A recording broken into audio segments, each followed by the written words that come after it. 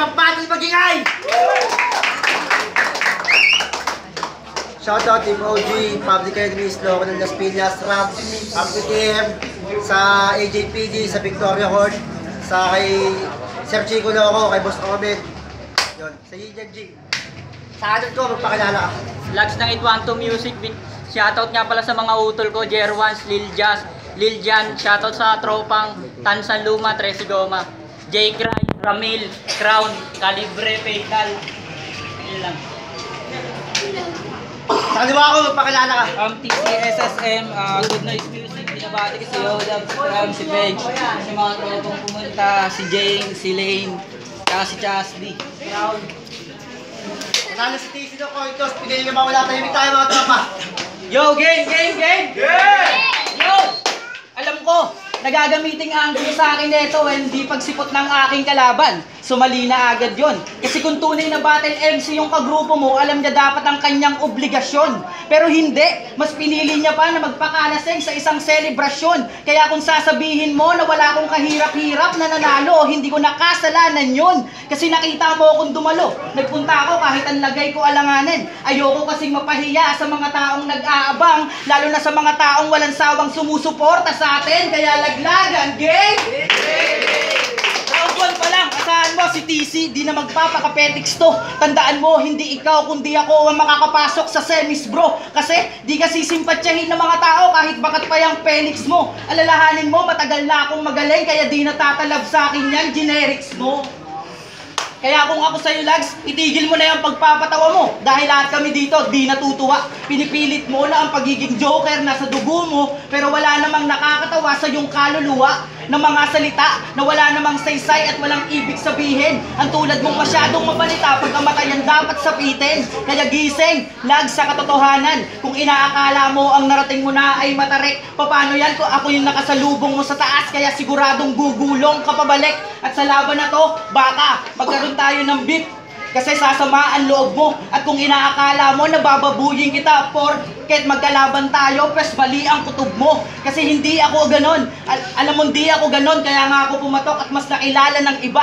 Yung sinisisiw nyo noon, nakakagulat ba na naging manok na bigla? Oo, manok na panabong pero may taring matalim. Mababaw lang ako sumulat pero pag sumugat naman ay palalim. Makakamit kung ang tagumpay yan ang nais kong iparating. Oo, maliit na isda lang ako sa karagatang to, pero may malapangan ng pating. At kung inyong napansin, hindi po hayop ang nireference ko para inyong mabatid. Karne po ang nireference ko para dito sa ating kapatid. Oo, karne, para malaman mo na hindi lang sa katawan pati sa kaalaman ako sa'yo ang mas lamang. At ang pinupunto ko lang, Lags, ay magkakakain ka naman para yung katawan mo ay magkalaman. Time. Game! Sana naman boring ka battle, corny na rapper. Codename pang dancer, sarap paluin ng paddle. Buti pa sa fraternity, magiging solid ka brother. Papalambutin ko tong nag-reference ng biscuit. Ito ay copy sa Hansel.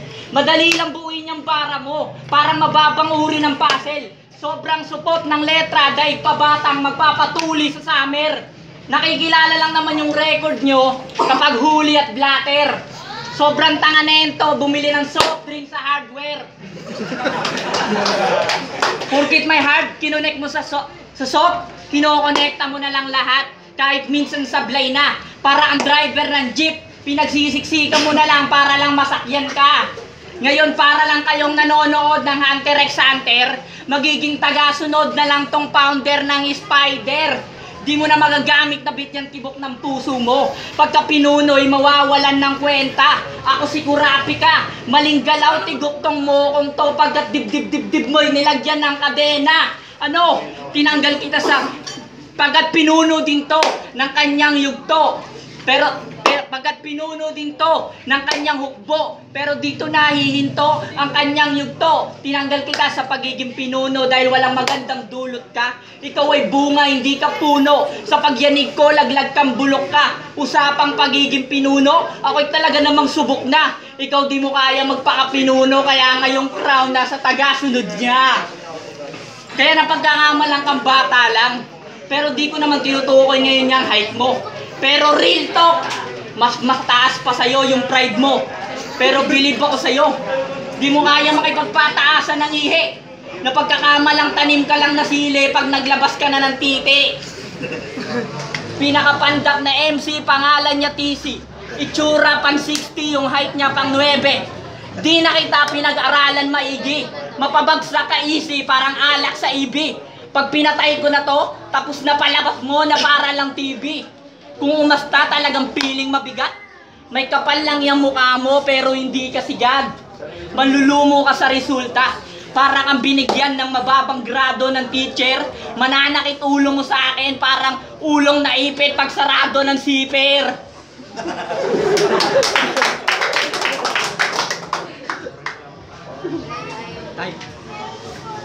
Follow ka, TTC. Yo! Round 2 na. Kaya simulan mo ng manalangin kasi di natatalab ang best luck. At kahit manghingi ka pa ng tulong kay Smug, walang magagawa ang rest back kasi bawat tira ko, di mo kaya supalpalin kahit simpleng layup. Kaya lay down your knees and take your head up. Laslas sa leeg, sabay ratrat sa katawan. Ratatatatat, Davao Death Squad. Oh, siguro naman alam mo na magkaiba ang antas natin, Brad. Kasi ang matchup na to, ito'y laban ng elementary versus college grad. Kaya kahit anong gawin mo, mas lawang ako sa'yo. Dapat sa utak mo itatak yan. Kaya wag mo kong papaandaran lags kasi wala ka namang sasakyan. At kung inaakala mo na ikaw ang makakahakbang sa susunod na baitang, pues di ko papayagan yan dahil ako ang nakaharang sa hagdan. Ulilang lubos sa musika, ulul baka kwentong barbero lang yan. Niwala ka pa ng titulo para magyabang ka sa akin ng ganyan. At sa hangad mo na pag-angat, daig mo pa si Ron sa yung pagkaatat. Tanong ko lang, paano mo bubuhatin yung grupo mo kung ganyan ka kapayat? Kaya ngayong gabi, ikaw ang pupulutin sa kangkungan. At kahit nabalat sibuyas ka, siguradong ikay matatauhan. Kasi bawat sasabihin ko, babaon sa yung kokote, animoy paktanim. Alam kong magiging happy ka na ngayon pagkatapos kita naman ni-end. At hindi lang ang araw na to, pati ang pechay, mamarkaan nyo, tandaan ng yung pagkatalo. At hindi lang ang araw na to, pati ang pechay, mamarkaan mo, tanda ng yung pagkatalo. At talaga mapapaupo ka na lang pagkatapos mo marinig ang boto ng hurado. Kaya kahit magpapansin ka mas, magaling pa rin ako sa'yo tanga. Hindi mo na pwedeng itanggi yun kahit italong mo pa sa kanila. O siguro naman alam mo nang mali ang iyong akala, basta ako na yung galawan mo. Only hindi to pwede maging commander ng liga porket nangangamoy na bawang to. Ngayong ikalawang yugto na ng laban, hindi po klase ng ulam ang nireference ko para inyong mabatid. Masustansya lang po talaga ang nireference ko para dito sa ating kapatid. At pinapaalala ko lang, ang magtanim po ay hindi biro at yun po ang tunay. At pinupunto ko lang lads para mas lalo ka pa na humusay ay magkakakain ka ng gulay.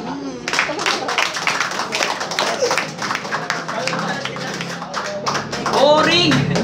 Puta di ka magaling! Nasaan si boss ba yung gwardiya? May nagwawalang lasing. Oo, payat ako. Ako'y aminado naman doon. Pero tandaan nyo, sa laglagan, puro payat magkakampiyon. Pagkatapos ng labang to, tanggal yung yabang mo. Wala pa yung nalaman mo sa kaalaman ko. Saksi kayong lahat, gagawin kong bata, kalaban ko. Game! Game! Dahil ko pa magbiro ang tadhana. Akala mo tayo'y magkahalintulad na ata. Ako'y pinagsamang kabiguan at karma. Kaya pulbo sa akin to pagkatapos paliguan ng bara. Diba gano'n naman talaga, pinupulbos pagkatapos paliguan ng bata. At kaya ka narito, di ka sinipot ng kalaban mo. Pagka panalo na kamtan, sablay. Ganyan talaga yung mga batang makukulit, lulusot pag walang bantay.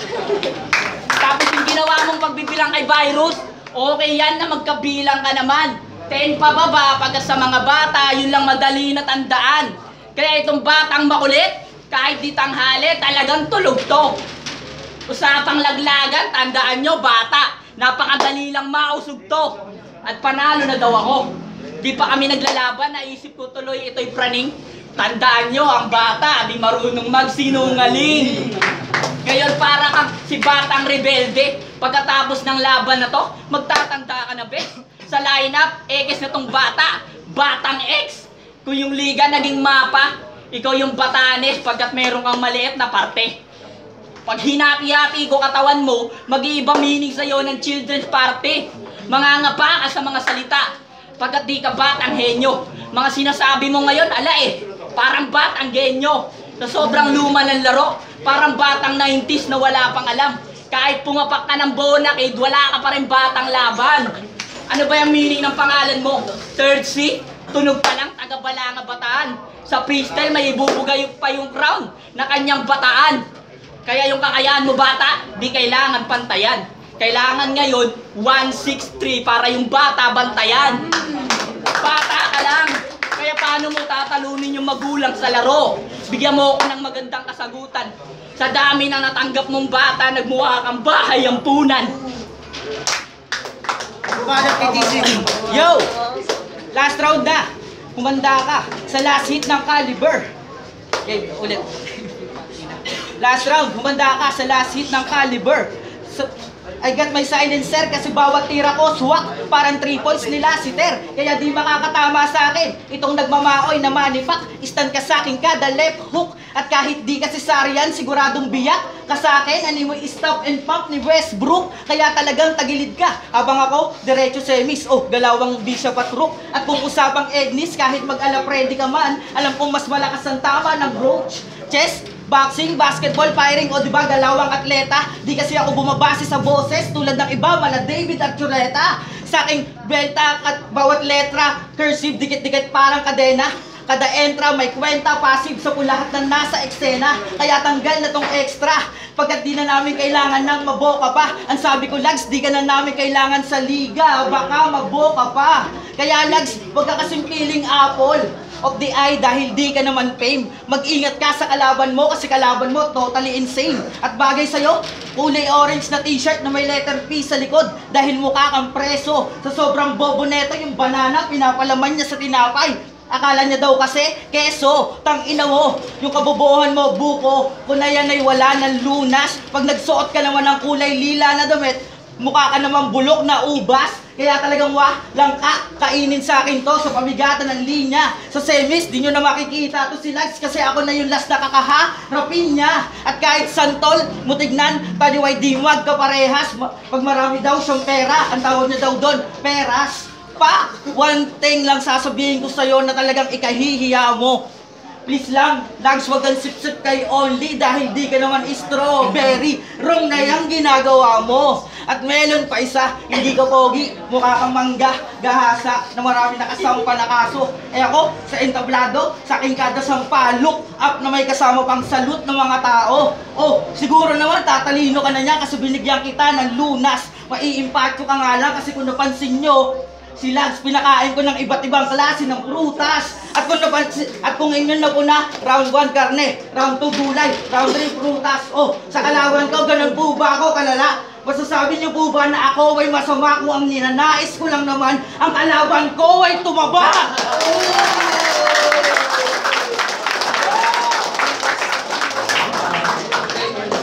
Balat kay Lags.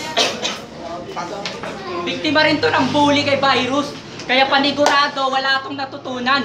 Para mapansin niyang dala mo, kailangan mo talagang sumigaw. Parang manlalako sa bulungan. Kahit sobrang preparado ka na, ikay malabo na urungan. Karamihan ng sulat mo, hindi para sa akin. Kaya ako'y paano mapupuruhan. Nag-aantay ka na lang mag-February 5. Konting bago na lang sa mga nakatagong kataga. Para sa kaalaman ng lahat, para kay Jerwans talaga, kanyang baon na dala.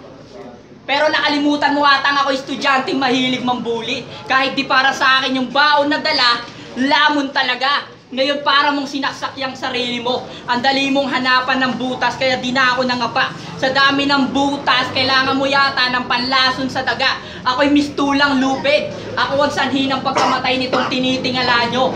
Una mong laban, dumuranasan tumalo na mataas dahil lahat tinitingala mo. Sinaksak ko, mukhang yung punto ay di niya napuna. Sinaksak yung sarili, lason, lubid, tumalon ng mataas. Di ba't ang sarili mo ay pinatay mo na? Darby Noveno, ito'y naging araw ng patay pagkat yung Noveno mo pinakailaman ko. Pinagpalit ko kasi yung I at O sa Eno, kaya November 1 na akong basahin sa kalendaryo. Talagang matatamaan ka kapag ako ang nagpatama. May kalalagyan daw ako sa'yo. Piling ko lang sana maluwang. Sa akin wala kang kalalagyan. Dahil ngayon pa lang mawawalan ka ng puwang. Di na ako magbabaliktad ng letra. Ako'y magtatanggal ng T.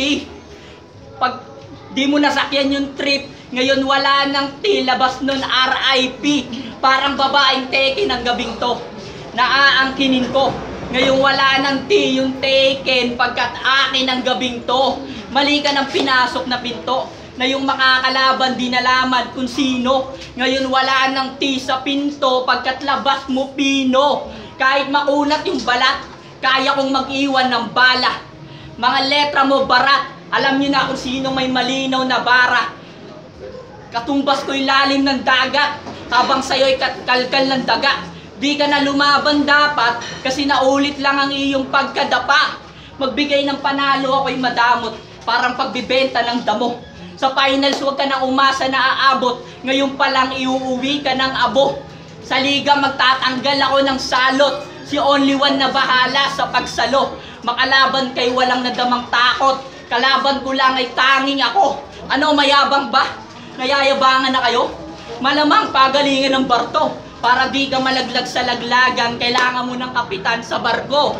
Sa liit ng galamay mo, di mo ko kayang hilain pababa. Ugaling alimango, di na bago. Nagmukha kang mag-aaral na walang alam sa mat. Nung kay Bayro sa numero na kay pagtalo, may 15 ka na kagad na pinasok. Kaya panisto sa akin, parang ulam, kinamay na ulam na minuto. Sa dami ng kamalian mo, talagang kulang ang minuto. Maliit na galamay, numero, minuto, talagang wala ng bukas to. Pagkat ngayon palang TC, bilang na mga oras mo. Tayo ng pati pag-inay!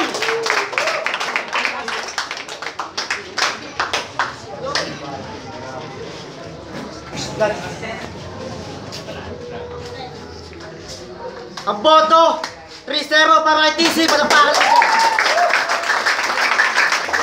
Three rounds, 3C. Nagutom ako sa verse niya. Happy birthday kay Regina Dulay. I love you, Mama Bear.